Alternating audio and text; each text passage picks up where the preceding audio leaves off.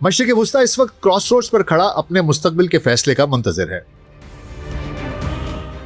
ایک مرتبہ پھر تاریخ اسے اسی دوراہے پر لے آئی ہے جہاں سے وہ نہ جانے کتنی مرتبہ گزر چکا۔ کس نے اسے تعمیر کیا، کس نے اسے لوٹا، کس نے سنوارا اور کس نے تباہ کیا؟ میسوپوٹیمیا سے MBS اور MBZ کے مشرق وسطی تک کا سفر۔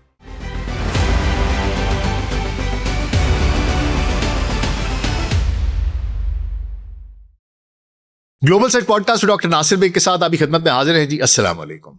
کرۂ ارض کا ایک ایسا خطہ جہاں اللہ سبحانہ تعالیٰ کے بیشتر نبی پیغمبر اترے، جہاں تہذیب نے ان گنت مرتبہ عروج کی حدود سے پاتال کی پستیوں تک کا سفر طے کیا، اور پھر پاتال کی پستیوں سے ایک مرتبہ پھر سویلائزیشن کا عروج دیکھا۔ وہ خطہ جہاں دنیا کی بیشتر آبادی کے مقدس ترین مقامات واقع ہیں، جہاں تہذیبیں کل بھی متصادم تھیں، آج بھی متصادم ہیں۔ آج اس 2 پارٹ کی سیریز میں مشرق وسطی کی پیچیدہ اور حیرت انگیز تاریخ کے سفر پر چلتے ہیں۔ پارٹ 1 کے لیے آج اور پارٹ 2 کے لیے کل۔ تو حضور اگلے 10 سے 15 منٹ کے لیے دھیان ذرا ادھر، اور اگر ہمارا کانٹینٹ پسند آ رہا ہے تو ویڈیو کو لائک اور چینل کو سبسکرائب کر دیجیے گا۔ تو آئیے آغاز کرتے ہیں۔ مشرق وسطی کی ریکارڈ شدہ تاریخ قدیم میسوپوٹیمیا سے شروع ہوتی ہے، جہاں انسانی معاشروں نے پہلی بار خانہ بدوش طرز زندگی کو چھوڑ کر زراعت پر مبنی مستقل بستیوں کا رخ کیا۔ 4000 سال قبل مسیح 4th ملینیم BC کے اواخر تک جنوبی میسوپوٹیمیا میں سومیرینز یا سومیریوں نے دنیا کے سب سے پرانے معلوم شہری اور پڑھی لکھی تہذیب قائم کر لی تھی۔ اس ابتدائی معاشرے نے بہت سی بنیادی ٹیکنالوجیز اور ادارے ان کی بھی بنیاد رکھی۔ انہوں نے پہلے شہر بنائے، مٹی کی تختیوں پر لکھی جانے والی تحریریں ایجاد کی، اور پیچیدہ بیوروکریسی کے ساتھ ساتھ قانونی ضابطے قائم کیے۔ قریب ہی قدیم مصر بھی تقریباً 3150 قبل مسیح کے آس پاس ایک متحد تہذیب کے طور پر ابھرا۔ ان معاشروں نے مل کر زرخیز ہلال، ایک فرٹائل کرسنٹ کا نقشہ تیار کیا، جو میسوپوٹیمیا سے لے کر لیوانٹ یعنی کہ شام اور فلسطین سے ہوتا ہوا دریائے نیل تک پھیلا ہوا تھا۔ یہ خطہ متعدد جدید ثقافتوں کا مسکن بنا، اور بعد میں اسے تہذیب کا گہوارہ، کریڈل آف سویلائزیشن کہا گیا۔ سلطنتوں کا عروج و زوال اور پہلا اتحاد۔ آنے والی صدیوں میں قدیم مشرق وسطی میں کئی سلطنتیں ابھریں اور مٹ گئیں۔ سومیری شہری ریاستوں کے بعد تقریباً 2400 قبل مسیح میں اکادی سلطنت، اکیڈین امپائر آئی، جس نے آگے چل کر میسوپوٹیمیا کے بعد کی طاقتوں جیسے بابلیا، بیبلونیا اور اشوریا یعنی کہ اسیریا کے لیے راستہ ہموار کیا۔ یہ سلطنتیں 1500 سال سے زیادہ عرصے تک قائم رہیں، اور فوجی طاقت، انتظامی جدت اور ثقافتی نفاست کے ذریعے اس خطے پر حاوی رہیں۔ اسی دوران لیوانت، اس کے تجارتی راستے جنہیں لیونٹائن کوریڈور کہتے ہیں، ان میں فینیشیا والوں فونیشینز نے کئی بحری شہر، ان کی ریاستیں قائم کیں، جنہوں نے بحیرہ روم کے آر پار بڑے پیمانے پر تجارت کی اور ابتدائی حروف تہجی الفابیٹس یہ تیار کیے، جو آگے چل کر پہلے تو یونانی اور جو لاطینی رسم الخط ہیں ان کی بنیاد بنے، اور بالآخر وہی جدید حروف تہجی بنے جو آج دنیا کے بڑے حصے میں استعمال ہوتے ہیں، میں اور آپ بھی استعمال کرتے ہیں انگریزی میں۔ مشرق کی طرف 6 صدی قبل مسیح کے دوران سائرس اعظم یعنی سائرس دا گریٹ کی قائم کردہ ہخامنشی سلطنت، جسے ہخامنیڈ امپائر کہتے ہیں، اس نے میسوپوٹیمیا، مصر اور مغربی ایشیا کے ایک بڑے حصے کو فتح کر لیا۔ یہ ایک انتہائی اہم موڑ تھا۔ تاریخ میں پہلی بار مشرق وسطی کے الگ الگ خطے ایک ہی شاہی نظام کے تحت متحد ہوئے، جس نے اس خطے میں ایک دیرپا شاہی روایت کی بنیاد رکھی۔ یونانی اثرات یعنی کہ ہیلینسٹک پیریڈ، عہد قدیم، کلاسیکل اینٹیکوٹی کے اسی دور میں مشرق وسطی کا سامنا مغرب کے نئے ثقافتی اور سیاسی اثرات سے ہوا۔ 334 قبل مسیح میں مقدونیا یعنی کہ میسیڈونیا کے سکندر اعظم الیگزینڈر دا گریٹ نے حملہ کیا، اور بالآخر وسیع فارسی ہخامنشی سلطنت کا تختہ الٹ دیا، جو موجودہ ترکی سے لے کر افغانستان تک پھیلی ہوئی تھی۔ اگرچہ سکندر 323 قبل مسیح میں وفات پا گیا اور اس کی سلطنت تیزی سے بکھر گئی، لیکن اس کی فتوحات نے پورے مشرق وسطی میں یونانی ثقافت، ہیلینسٹک کلچر کو متعارف کروایا۔ اس کے بعد آنے والے جانشین ریاستوں جیسے شام اور میسوپوٹیمیا میں سلوقی سلطنت، سیلیوسڈ امپائر اور مصر میں بطلیقوسی خاندان، ٹولمیک ڈینسٹی، انہوں نے یونانی ثقافت، زبان اور طرز حکومت کو برقرار رکھا اور اسے مقامی رنگ میں ڈھال دیا۔ بڑے شہری مراکز جیسے اسکندریہ، الیگزینڈریا اور انطاکیہ، اینٹیوک یونانی علم و دانش اور کثیر الثقافتی تبادلے کے گڑھ بن گئے۔ یونانی اور مقامی روایت کے اس ملاپ نے ایک ایسا آفاقی ماحول پیدا کرنے میں مدد کی جس نے مشرق اور مغرب کو آپس میں جوڑ دیا اور ایسے نظریات، فنون اور علوم کی منتقلی کو آسان بنایا جو صدیوں تک گونجتے رہے۔ رومی دور اور عیسائیت کا عروج اس کے بعد آتا ہے۔ جب یونانی سلطنتیں کمزور پڑیں تو مشرق وسطیٰ تیزی سے ایک ابھرتی ہوئی طاقت یعنی روم کے اثر و رسوخ میں آ گیا۔ پہلی صدی قبل مسیح تک رومی جمہوریہ یعنی رومن ریپبلک، جو جلد ہی سلطنت روم یعنی کہ رومن امپائر بننے والی تھی، اس نے مشرقی بحیرہ روم تک اپنے پاؤں پھیلا لیے۔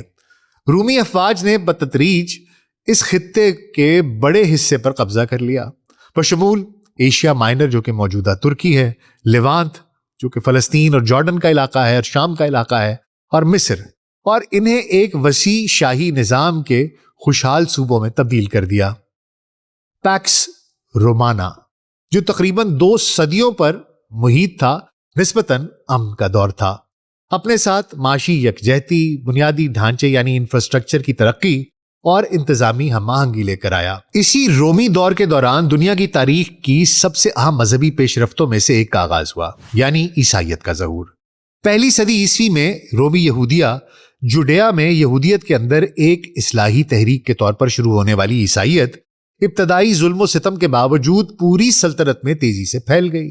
4 صدی کے اوائل تک شہنشاہ قسطنطین ایمپرر کانسٹنٹین نے اس عقیدے کو اپنا لیا تھا اور 313 عیسوی میں میلان کا فرمان ایڈکٹ آف میلان جاری کیا، جس کے تحت پوری سلطنت میں مذہبی رواداری کی اجازت دی گئی۔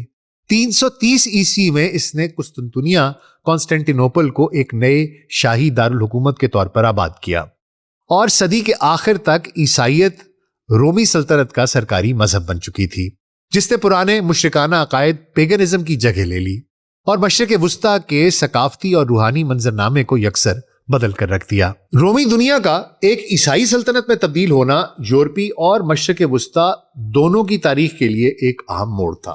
پھر بھی اس خطے پر رومیوں کا قبضہ کبھی بھی مطلق یا مکمل نہیں رہا۔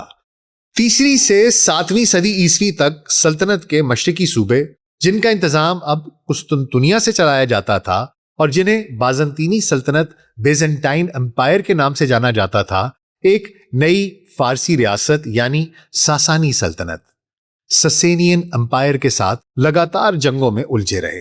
ان 2 سپر پاورز بازنطینی اور ساسانی نے مشرق وسطیٰ کو آپس میں تقسیم کر رکھا تھا، جس میں بازنطینیوں کے پاس اناطولیہ، لیوانت اور مصر تھے، جبکہ ساسانی ایران، میسوپوٹیمیا اور عرب سرحدوں کے کچھ حصوں پر حکومت کر رہے تھے۔ ان کی دیرینہ دشمنی کا انجام جنگوں کے خوفناک سلسلے پر ہوا، جس کا عروج 602 سے 628 عیسوی کی بازنطینی ساسانی جنگ تھی، جس نے دونوں سلطنتوں کو فوجی طور پر نڈھال اور سیاسی طور پر کمزور کر دیا۔ اس باہمی کمزوری نے ایک نئی طاقت کے لیے تاریخی راستہ کھول دیا، جس نے اس خطے کا نقشہ ہمیشہ کے لیے بدل کر رکھ دیا۔ 7ویں صدی کے اوائل میں جزیرہ نما عرب میں ایک انقلابی مذہبی اور سیاسی تحریک ابھری، یعنی اسلام۔ حضرت محمد مصطفیٰ صلی اللہ علیہ وآلہ وسلم، جو تقریباً 571 عیسوی میں مکہ میں پیدا ہوئے تھے، نے 610 عیسوی میں تبلیغ کا آغاز کیا اور خالص توحید اور سماجی انصاف کا پیغام دیا، جو پہلے کی یہودی اور عیسائی روایتوں سے جڑا ہوا تھا اور ان کی نئی تشریح کرتا تھا۔ ان کا ریفائنڈ ورژن تھا، اللہ سبحانہ تعالیٰ کا آخری پیغام تھا۔ اسلام کے پرچم تلے عرب قبائل کو متحد کرنے میں آپ صلی اللہ علیہ وآلہ وسلم کی کامیابی بے مثال تھی۔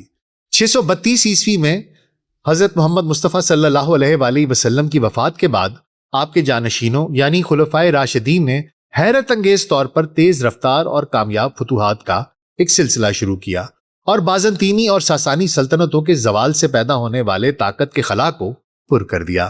صرف 2 دہائیوں کے اندر مسلم افواج نے بازنطینی کنٹرول سے شام اور فلسطین چھین لیے، سال 642 تک مصر فتح کر لیا اور 651 تک ساسانی ریاست کا نام و نشان مٹا دیا۔ اس طرح خلافت راشدہ ایک غالب سلطنت کے طور پر ابھری جو میسوپوٹیمیا، فارس، لیوانت، مصر پر قابض تھی اور شمالی افریقہ سے لے کر ہندوستان کی سرحدوں تک پھیلی ہوئی تھی۔ یہ فتوحات نہ صرف فوجی کامیابیاں تھیں بلکہ انہوں نے تہذیبی رخ بھی موڑ دیا۔ اسلام ایک متحد مذہبی شناخت اور ایک نئے شاہی نظام کی بنیاد بن گیا۔ عربی کو انتظامی زبان کے طور پر اپنایا گیا، جس نے بتدریج پہلے سے استعمال ہونے والی یونانی، آرامی اور فارسی زبانوں کی جگہ لے لی۔ وقت کے ساتھ خطے کی بیشتر آبادی عربی بولنے لگی اور اسلام پر کاربند ہو گئی۔ حالانکہ عیسائی، یہودی اور دیگر مذہبی اقلیتیں اسلامی حکومت کے تحت رہتی تھیں جنہیں اکثر تحفظ حاصل تھا، لیکن وہ ذمی کے درجے کے تحت قانونی اور مالیاتی فرق کے تابع تھیں۔ ان تیز رفتار فتوحات کے بعد اسلامی دنیا سیاسی استحکام اور ثقافتی شادابی کے دور میں داخل ہوئی۔ اموی خلافت، امید کیلیفیٹ، جو 661 میں دمشق کو دارالحکومت بنا کر قائم ہوئی، ایک وسیع سلطنت کی نگرانی کر رہی تھی جو اسپین سے لے کر دریائے سندھ تک پھیلی ہوئی تھی۔ امویوں نے لازوال یادگاریں بنائیں، جیسے یروشلم میں قبۃ الصخرہ، ڈوم آف دا راک، جو 692 میں مکمل ہوا، اور اپنی متنوع رعایا پر کنٹرول برقرار رکھنے کے لیے بنیادی ڈھانچے اور انتظامیہ کو وسعت دی۔ تاہم ان کے دور حکومت میں تناؤ بھی دیکھا گیا، خاص طور پر غیر عرب نو مسلموں، موالی اور اسلام کی شیعہ شاخ کے حامیوں کے درمیان، جس کا انجام عباسی انقلاب کی صورت میں ہوا۔ 750 عیسوی میں عباسیوں نے امویوں کا تختہ الٹ دیا اور بغداد کو اپنا دارالحکومت بنا کر ایک نیا خاندان قائم کیا۔ عباسی حکومت کے تحت اسلامی دنیا اس دور میں داخل ہوئی جسے اکثر اس کا سنہرا دور، گولڈن ایج کہتے ہیں۔ بغداد علم، تجارت اور ثقافت کا عالمی مرکز بن گیا۔ 9ویں صدی کے اوائل میں قائم ہونے والا بیت الحکمہ، ہاؤس آف وزڈم، دانشوروں اور اسکالرز کا گڑھ بن گیا جنہوں نے یونانی فلسفیانہ اور سائنسی تحریروں کا عربی میں ترجمہ کیا، جس سے قدیم علوم محفوظ ہوئے اور ان میں بہت زیادہ اضافہ ہوا۔ ریاضی، الجبرا، الگوریدم، طب، فلکیات، فلسفہ اور ادب میں نمایاں ترقیاں ہوئیں۔ معاشی طور پر عباسیوں کو شاہراہ ریشم، سلک روڈ پر اپنے کنٹرول کا فائدہ ملا، جس نے مشرق اور مغرب کے درمیان رابطوں کو آسان بنایا۔ ثقافتی طور پر ان کا دور حکومت عرب، فارسی، یونانی اور ہندوستانی اثرات کا بہترین ملاپ تھا، جس نے عربی ہندسوں یعنی کہ عربک نیومرلز کی ترقی سے لے کر الف لیلہ، 1001 نائٹس جیسے ادبی شاہکاروں تک نئی ایجادات اور تخلیقات کو جنم دیا۔ تاہم 10ویں صدی تک عباسی خلافت کا اتحاد بکھرنے لگا۔ سلطنت کا حجم اتنا بڑھ گیا کہ اس پر مؤثر طریقے سے حکومت کرنا مشکل ہوتا جا رہا تھا اور علاقائی خاندانوں نے اپنی خود مختاری کا دعویٰ کرنا شروع کر دیا، حالانکہ وہ بغداد میں عباسی خلیفہ کی روحانی حیثیت کو کم از کم نام کی حد تک تسلیم کرتے تھے۔ ایران اور عراق میں آل بویا یعنی کہ بوئز جیسے فارسی حکومتیں 10ویں صدی کے وسط سے حاوی ہو گئیں، جبکہ 11ویں صدی میں سلجوکیوں یعنی کہ سلجوکس جیسے ترک جنگجو برسر اقتدار آئے، جنہوں نے فوجی سرپرستوں کے طور پر عباسی خلفاء کی حفاظت کا دعویٰ کیا۔ اسی دوران حریف خلافتیں بھی ابھریں، جن میں سب سے نمایاں مصر کی فاطمی یعنی کہ فاطمیدز تھے، جنہوں نے 10ویں صدی کے اوائل میں ایک شیعہ حکومت قائم کی۔ اسماعیلی حکومت تھی، شیعہ اسماعیلی فرقے کی، جس نے عباسی بالادستی کو براہ راست چیلنج کیا اور اسلام کے اندر بڑھتے ہوئے فرقہ وارانہ اختلافات کو ظاہر کیا۔ سیاسی انتشار کے اس دور نے اسلامی دنیا کو نئے بیرونی دباؤ کے سامنے بھی لا کھڑا کیا۔ 11ویں صدی کے آخر میں مغربی یورپ کے جاگیرداروں اور نائٹس نے مذہبی نظریات سے متاثر ہو کر حملوں کا ایک سلسلہ شروع کیا، جنہیں صلیبی جنگیں یا کروسیڈز کہا جاتا ہے۔ یہ مہمات جو 13ویں صدی کے آخر تک جاری رہیں، لیوانت میں خاص طور پر شام اور فلسطین اور جارڈن کے علاقے میں کئی قلیل مدتی صلیبی ریاستوں کے قیام کا باعث بھی بنی۔ صلیبیوں کی ابتدائی کامیابیوں کے باوجود مسلم مزاحمت بتدریج تیز ہوتی گئی۔ صلاح الدین ایوبی کے تحت ایوبی خاندان نے 1187 میں یروشلم کو دوبارہ فتح کر لیا اور بالآخر مصر کے مملوکس اسلامی دنیا کے سب سے بڑے محافظ بن کر ابھرے، جنہوں نے 1291 تک آخری صلیبی ٹھکانوں کو بھی شکست دے دی۔ اسی وقت مشرق سے ایک کہیں زیادہ تباہ کن خطرہ ابھرا۔ ایک آندھی ایک طوفان یعنی منگول۔ 1258 میں ہلاکو خان کی قیادت میں منگول افواج نے بغداد کو تہس نہس کر دیا، شہر کو تباہ کر دیا اور عباسی خلافت عبرتناک انجام کو پہنچی۔ اسلامی دنیا کے فکری اور ثقافتی دل بغداد کی تباہی نے ایک نیا رخ متعین کیا۔ منگولوں نے فارس اور میسوپوٹیمیا کے ایک بڑے حصے کو تاراج کرنا جاری رکھا، لیکن لوانت میں ان کی پیش قدمی کو 1260 میں جنگ عین جالوت بیٹل آف عین جالوت میں مملوکوں نے روک دیا، جنہوں نے ایک بار پھر خود کو اس خطے کا اہم محافظ ثابت کیا۔ منگولوں کی تباہ کاریوں کے بعد مشرق وسطیٰ سیاسی طور پر بکھرا رہا۔ مملوک سلطنت مصر اور شام پر حکومت کر رہی تھی، جبکہ فارس میں منگولوں نے الخانی سلطنت قائم کی، جو منگول سلطنت کی کئی جانشین ریاستوں میں سے ایک تھی۔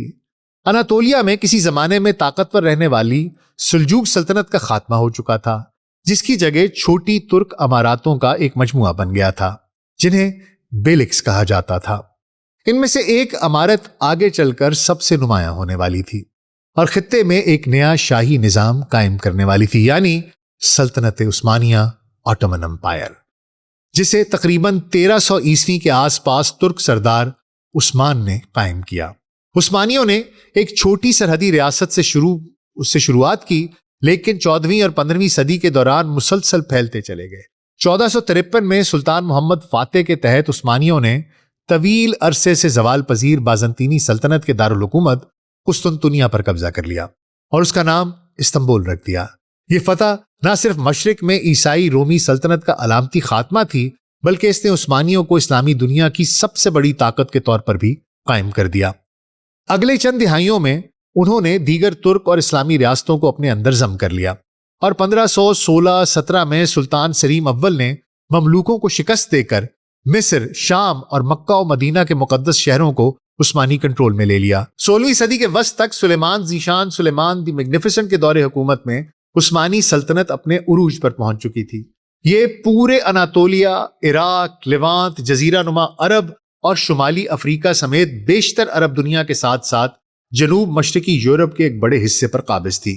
عثمانیوں نے ایک وسیع، کثیر النسل اور کثیر المذہب سلطنت بنائی، جس نے مشرق وسطیٰ میں ایک ایسی شاہی یکجہتی کو دوبارہ متعارف کرایا جو عباسی دور کے بعد سے نہیں دیکھی گئی تھی۔ اہم بات یہ ہے کہ اس دور نے نئے جیو پولیٹیکل اور فرقہ وارانہ تقسیم کو بھی پختہ کیا۔ 16ویں صدی کے اوائل میں فارس میں صفوی خاندان صفوید ڈائنیسٹی کا عروج ہوا، جس نے شیعہ اسلام کو ریاستی مذہب قرار دیا اور سنی عثمانی سلطنت کے مخالف نظریات پر مبنی ایک ریاست تشکیل دی۔ یہ عثمانی صفوی دشمنی جدید دور تک علاقائی سیاست اور فرقہ وارانہ شناختوں کو شکل دیتی رہی، جس نے پورے مشرق وسطیٰ میں سنی اور شیعہ برادریوں کے درمیان کئی دیرپا تقسیموں کی جڑیں مضبوط کیں۔ 16ویں اور 17ویں صدی کے دوران عثمانی سلطنت دنیا کی طاقتور ترین ریاستوں میں شمار ہوتی تھی۔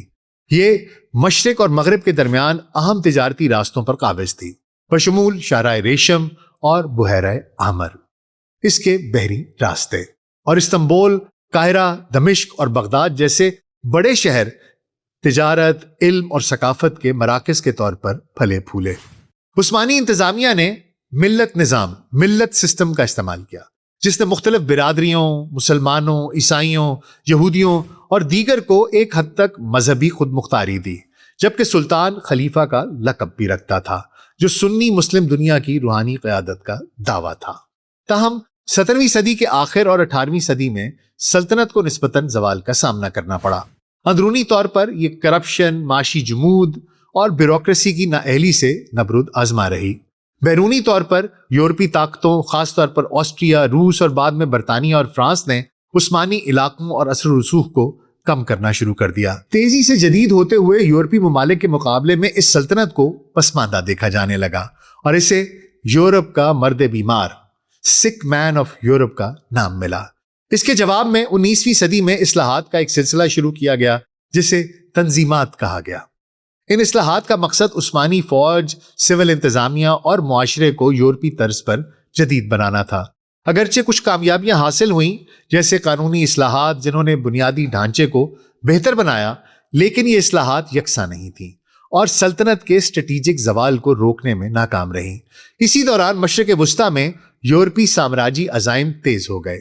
برطانیہ نے خلیج فارس میں اپنا کنٹرول قائم کر لیا اور مصر میں نمایاں اثر و رسوخ حاصل کر لیا، خاص طور پر 1869 میں نہر سویز کی تعمیر کے بعد، جس نے مصر کو عالمی تجارت کا ایک اہم مرکز بنا دیا۔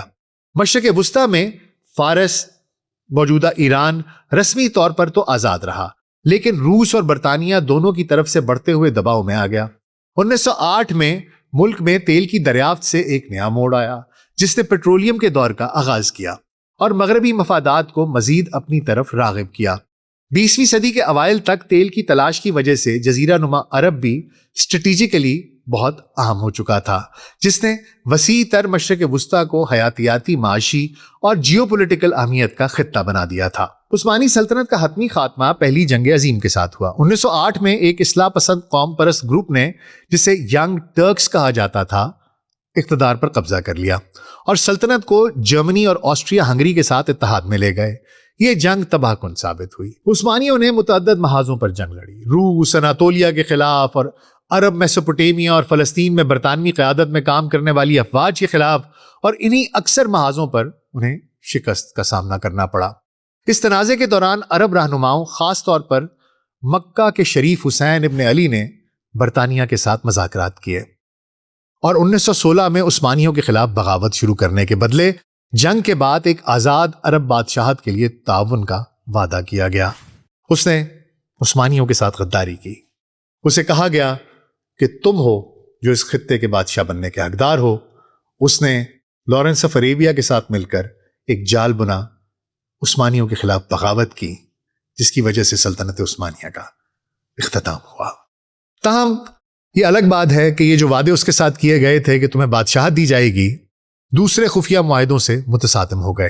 1917 کے بیلفور ڈیکلیریشن میں برطانیہ نے فلسطین میں یہودی وطن کے قیام کے لیے حمایت کا اعلان کیا۔ اسی دوران 1916 کے سائکس پیکو معاہدے نے، جو برطانیہ اور فرانس کے درمیان خفیہ طور پر طے پایا تھا، عثمانی عرب صوبوں کو اثر و رسوخ کی زون میں تقسیم کرنے کے منصوبے کی خاکہ بندی کی۔ جنگ کے خاتمے تک عثمانیوں کو شکست ہو چکی تھی اور سلطنت کا شیرازہ بکھر گیا۔ 1920 میں ٹریٹی آف سیورے کے معاہدے نے عثمانی علاقے کی تقسیم کو باضابطہ شکل دی۔ حالانکہ ترک جنگ آزادی کے نتیجے میں جلد ہی 1923 میں مصطفیٰ کمال اتا ترک کے تحت جمہوریہ ترکیہ کی بنیاد پڑی۔ پہلی جنگ عظیم کے فوراً بعد جدید مشرق وسطیٰ کو یورپی نوآبادیاتی یعنی کہ کولونین طاقتوں نے اپنے سانچے میں ڈھالا۔ لیگ آف نیشنز نے ایسے مینڈیٹ جاری کیے جنہوں نے علاقوں کو آزادی کے لیے تیار کرنے کے بہانے برطانیہ اور فرانسیسی کنٹرول کو قانونی حیثیت دی۔ برطانیہ نے عراق، ٹرانس جارڈن، موجودہ اردن اور فلسطین پر مینڈیٹ حاصل کیا، جبکہ فرانس نے شام اور لبنان کا کنٹرول سنبھالا۔ یہ وہ سرحدیں تھیں جو تقریباً سائکس پیکو معاہدے کے مطابق تھیں۔ یہ مصنوعی سرحدیں خطے کی پیچیدہ نسلی، قبائلی اور فرقہ وارانہ حقائق کا خیال رکھے بغیر بس یوں ہی کھینچ دی گئیں، جس نے ان بہت سے تنازعات کے بیج بوئے جو بعد میں 20ویں صدی میں پھوٹنے والے تھے۔ جزیرہ نما عرب نے ایک الگ راستہ اختیار کیا۔ برطانیہ نے پہلے وسطی عرب پر آل سعود خاندان کی حکومت کو تسلیم کر لیا تھا۔ اپنے حریف علاقوں کو فتح کرنے کے بعد 1932 میں مملکت سعودی عرب قائم ہوئی۔ اسی دوران جنوبی یمن ایک برطانوی نوآبادی رہا، جس کا مرکز عدن کی بندرگاہ تھا۔ فلسطین میں یہودیوں اور عربوں دونوں سے کیے گئے متضاد وعدوں کے نتیجے میں تناؤ بڑھتا گیا۔ بیلفور ڈیکلیریشن کے بعد یہودیوں کی بڑھتی ہوئی ہجرت نے یہودی اور عرب برادریوں کے درمیان تنازع کو ہوا دی، جو فلسطین کے مستقبل میں جنم لینے والے اس بحران کا پیش خیمہ ثابت ہوا جو آج بھی جاری ہے۔ 1920 اور 1930 کی دہائیوں کے دوران یورپی طاقتوں نے پورے مشرق وسطیٰ میں اپنا غلبہ برقرار رکھا، لیکن مقامی آبادیوں میں نو آبادیاتی نظام کے خلاف جذبات اور قوم پرستی مسلسل عروج پر تھی۔ عراق نے برطانوی کنٹرول کے خلاف بغاوتوں کا سامنا کیا اور اسے 1932 میں نام نہاد آزادی دی گئی، حالانکہ برطانیہ نے فوجی اڈے اور نمایاں اثر و رسوخ برقرار رکھا۔ اسی طرح مصر اگرچہ تکنیکی طور پر 1922 سے آزاد تھا، لیکن دوسری جنگ عظیم کے بعد تک عملی طور پر برطانوی کنٹرول میں رہا۔ ایران میں، جو کبھی باضابطہ طور پر نو آبادی نہیں بنا تھا، برطانوی اور روسی مداخلت اس کے تیل کے وسیع ذخائر اور اسٹریٹجک محل وقوع کی وجہ سے برقرار رہی۔ دو جنگوں کے درمیانی اس دور میں نئی نظریاتی تحریکوں کا ظہور بھی دیکھا گیا، جن میں سب سے نمایاں پین عربزم تھا جو عرب عوام کے سیاسی اتحاد کی وکالت کرتا تھا، اور ایسی قوم پرست پارٹیوں کا عروج تھا جو حق کے خود ارادیت اور غیر ملکی تسلط کے خاتمے کے خواہاں تھے۔ آج کے پہلے پارٹ میں یہاں تک ہی۔ اگلے پارٹ میں دوسری جنگ عظیم سے لے کر موجودہ 2026 تک کے مشرق وسطیٰ کے سفر کو اس پر نظر ڈالیں گے۔ انشاءاللہ تعالیٰ کل دوبارہ ملاقات ہوگی۔ اپنا بہت خیال رکھیے گا۔ شکریہ۔